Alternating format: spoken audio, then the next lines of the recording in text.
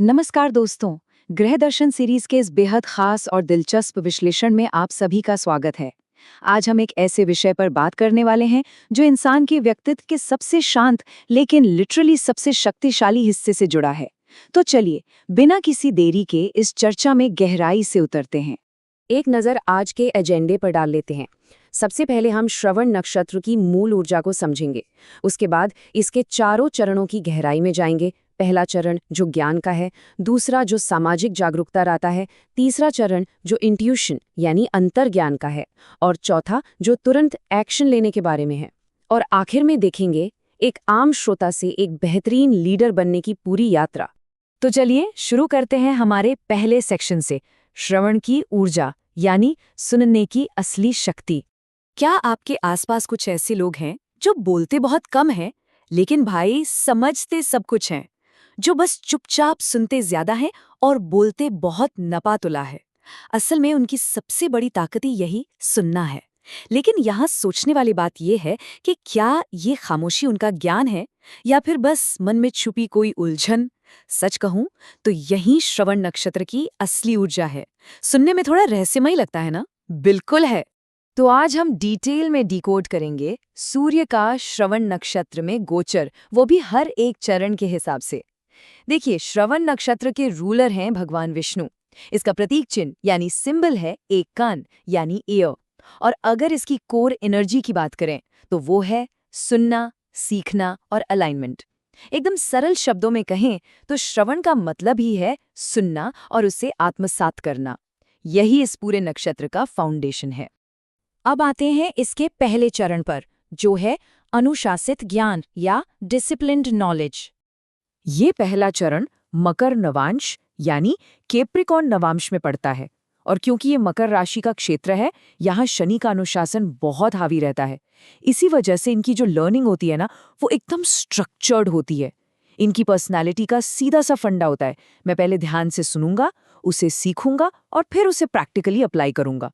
मतलब यहाँ हवा हवाई बातों के लिए कोई जगह नहीं है। ये एक बेहद सीरियस और प्रैक्टिकल अप्रोच है। अगर हम इनके ट्रेड्स की बात करें तो ये लोग बहुत ही अनुशासित सीखने वाले होते हैं। इनका माइंडसेट काफ़ी सीरियस होता है और चीज़ों को लेकर एक गजब की प्रैक्टिकल अंडरस्टैंडिंग होती है। अब जाहिर है, इस शानदार स्वभाव के कारण एडमिनिस्ट्रेशन, कॉरपोरेट रोल्स और टीचिंग इनके लिए बेहतरीन करियर विकल्प बनते हैं। लेकिन हर ताकत के साथ एक चुनौती भी आती है। यहाँ सबसे बड़ा चैलेंज है ज़रूरत से ज़्यादा सीरियस हो जाना और विचारों में एक तरह की कठोरता यानी रिजिडिटी ले आना। तो इनके लिए सबसे जरूरी लेसन क्या है? लेसन है ज्ञान को हमेशा लचीला होना चाहिए। फ्लेक्सिबल रहेंगे तभी वो ज्ञान असल में उपयोगी साबित होगा। आगे बढ़ते हैं दूसरे चरण की तरफ, जिसका मुख्य थीम है सामाजिक जागरूकता यानी सोशल अवेयरनेस। अब ये चरण आता है कुंभ नवांश में। यहाँ पर हमें शनि के साथ साथ राहु का प्रभाव भी देखने को मिलता है। और इस प्रभाव के कारण जो सिर्फ सुनने की क्षमता थी, वो अब एक्सपैंड हो जाती है और मास अवेयरनेस बन जाती है। इनकी पर्सनालिटी अब ये कहती है, मैं लोगों को समझ सकता हूँ। ये सिर्फ जानकारी इकट्ठा करना नहीं है, बल्कि ये एक बहुत गहरी सोशल इंटेलिजेंस है। इनके ट्रेड्स देखिए, कमाल की सोशल इंटेलिजेंस, बेहतरीन नेटवर्किंग स्किल्स और लोगों को गहराई से समझने की ताकत। इसी खूबी के चलते करियर के मामले में मीडिया, कम्युनिकेशन और पब्लिक रिलेशंस जैसे फील्ड्स इनके लिए एकदम परफेक्ट रहते हैं। मगर यहाँ एक दिक्कत भी आती है। वो चैलेंज है ओवरथिंकिंग और बाहरी बातों से बहुत जल्दी प्रभावित हो जाना। इसलिए यहाँ सीखने वाला लेसन बहुत ही लाउड एंड क्लियर है। जो भी आप सुन या ग्रहण कर रहे हैं, उसे फिल्टर करना सीखिए। हर सुनी सुनाई बात को अंदर जाने की इजाज़त नहीं दी जा सकती। चलिए अब बात करते हैं तीसरे चरण की, जो पूरी तरह से इंट्यूशन या अंतर्ज्ञान पर आधारित है। यह मीन नवांश का क्षेत्र है। यहाँ पर सीधे सीधे जुपिटर यानी बृहस्पति की करुणा का असर दिखता है।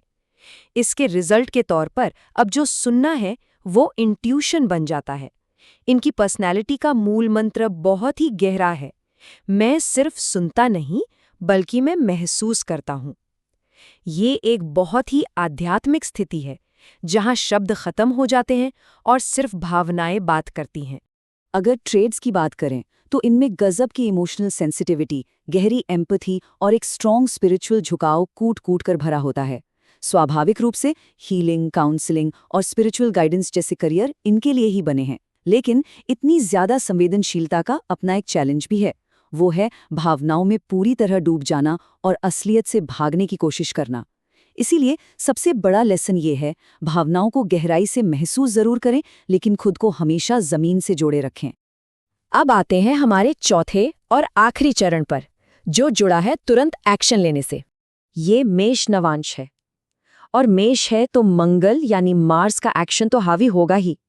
यहां आकर सब कुछ एकदम से बदल जाता है, और जो सुनना था वो अब एक्शन में कन्वर्ट हो जाता है।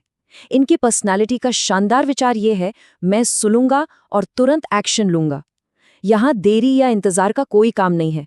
जो सुना है उसे तुरंत प्रैक्टिस में लाने की जबरदस्त तत्परता होती है। इनके ट्रेड्स बिल्कुल स्पष्ट हैं। ये बहुत क्विक लर्नर्स होते हैं, पूरी तरह एक्शन ओरिएंटेड होते हैं, और इनमें पैदाइशी लीडरशिप क्वालिटी होती है। इसी जबरदस्त एनर्जी की वजह से करियर के लिए लीडरशिप रोल्स, एंटरप्रेन्योरशिप और ट्रेनिंग के फील्ड्स सबसे शानदार माने जाते हैं। लेकिन हम सब जानते हैं, जहां स्पीड होती है वहां दुर्घटना का खतरा भी होता है। तो चैलेंज क्या है?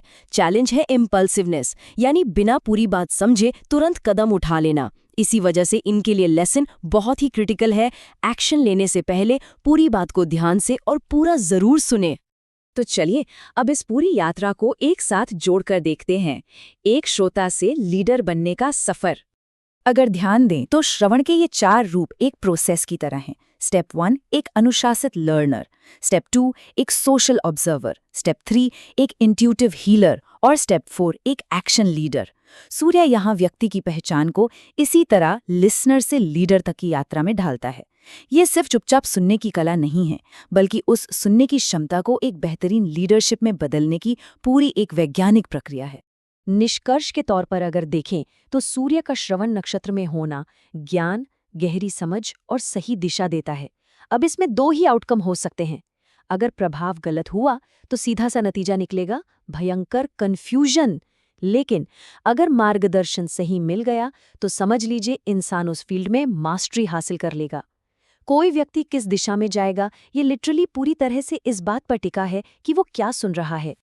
तो इस पूरे विश्लेषण के बाद अंत में बस एक ही सबसे बड़ा और महत्वपूर्ण सवाल सामने आता है, क्या सही चीज सुनी जा रही है? इस पर जरूर विचार कीजिएगा। खैर, अगर आपको ये डीप डाइव पसंद आई और चाहते हैं कि पूरी नक्षत्र सीरीज को ऐसे ही अनफोल्ड किया जाए, तो कमेंट्स में नेक्स्ट नक्षत्र जरूर लिखेगा। इस विश्लेषण को लाइक करें, चैनल सब्सक्राइब करें और शेयर जरूर करें, ताकि ये ज्ञान सभी तक पहुंचे। हमारे साथ इस सफर में बने रहने के लिए आपका बहुत बहुत धन्यवाद।